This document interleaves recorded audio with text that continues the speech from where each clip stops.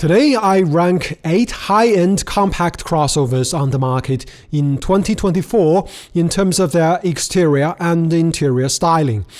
By high-end, I mean luxury vehicles with at least 6 cylinders. Compact crossovers are unibody, SUV-like vehicles measuring around 4.7 to 4.8 meters in length. Starting from the bottom of the list, I have the Audi SQ5, which is at the end of its production run, with the Porsche Macan already replaced as a battery electric vehicle. This car always had the droopy look. Even though built on a different platform, it resembles the Audi A3 and the Volkswagen Golf from the side, which is actually its best angle. The front fascia of the SQ5 is dominated by black plastic and can only be described as ugly. The tailgate is generic and forgettable too. Inside, the SQ5 would be decent if not for the tech-on display right in the middle. The display is directly in the driver's line of view and cannot be hidden. It looks horrendous and ages the car badly. In the 7th place, I have the all-new G45 BMW X3 M50. This car has condensed the styling elements of the XM into a much smaller vehicle. On the positives, the front fascia and the front quarter views are full of character. The exaggerated front grilles and air intakes create the face of an angry animal, possibly a bull, as the daytime running lights form its horns. Even if many might not like it, we must applaud BMW for doing something other than boring German designs. However, the transition towards the rear is incoherent. It appears that BMW has not decided whether the tailgate should be curved like a Maserati or straight like a Range Rover, and instead did what the Germans do best, making it look worse than both. Inside, the new X3 is very plasticky, though its tech-on display thankfully does not have Mercedes' wide bezels. The cabin does not feel classy or luxurious. It is neither futuristic nor sporty. It simply feels chintzy. In the 6th place, I have the facelifted Genesis GV70. A decidedly more stylish vehicle than the Germans, its use of large front grille and lower intake is less awkward thanks to the choice of large mesh instead of straight slats. Its flowing roofline is slightly curved downwards to create an elegant shape found in Italian designs. The one big flaw in the exterior of the GV70 is, in my opinion, the strange rear quarter window that is separated from the rear door. It does not sit well with the rear door or the tailgate and is the main reason that the GV70 ranks no higher. Inside, the GV70 is quite minimalist and elegant, which is a contrast to the sporty exterior. Its large display is not at all integrated into the dashboard. However, the cabin manages to exude a sense of comfort and tranquility that busier designs cannot match. In the 5th place, I have the facelifted Range Rover Velar, which unfortunately lost the supercharged V8. Like all Range Rovers of its generation, it has a clamshell hood that is instantaneously recognizable. Its smooth-flowing exterior, with selective use of character lines, runs to a speed-tail rear end.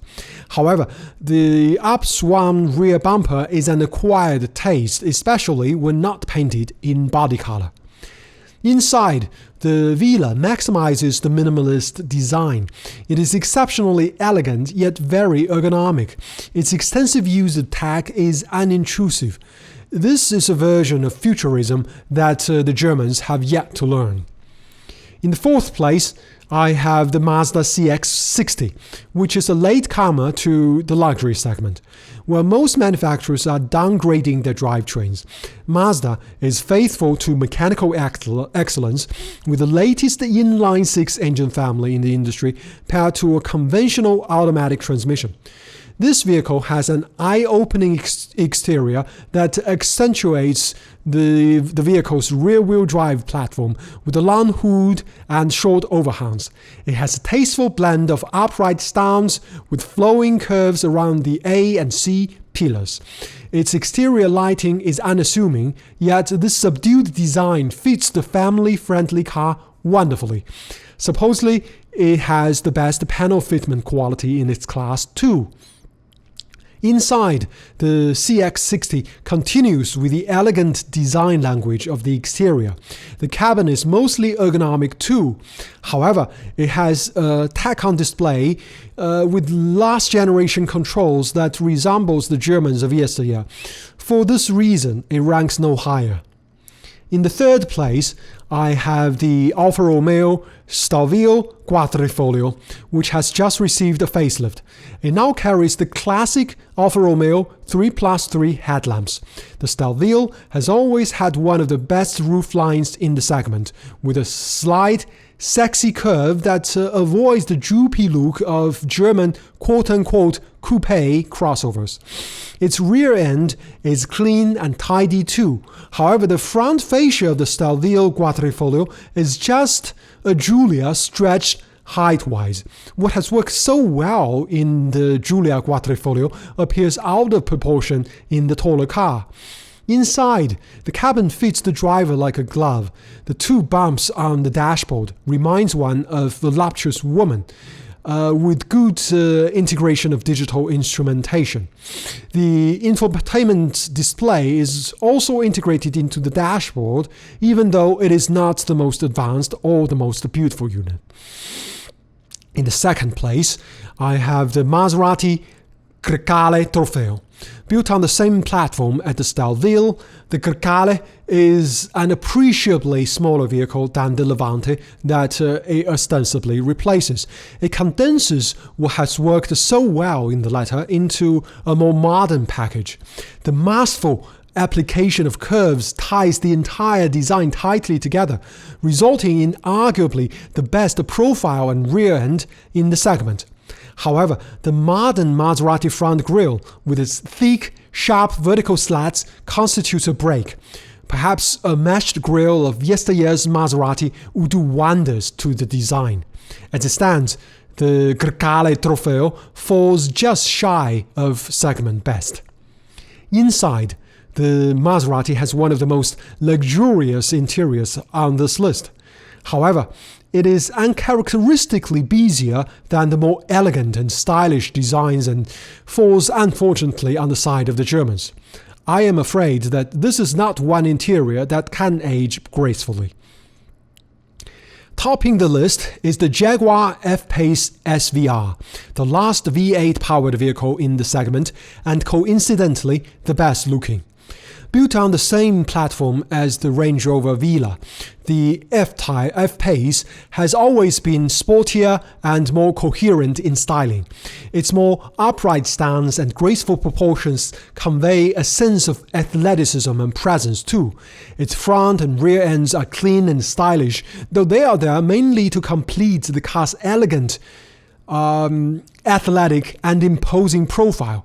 Jaguar has done the impossible by tying positive qualities that are seemingly incompatible in an exceptionally coherent package. Inside, the F-Pace SVR is just the Range Rover Velar Plus. It has a very similar system, but with more accessible controls for frequently used functions, much like it is on the new Range Rover Sport. It may be less minimalist, but that is made up for with improved usability.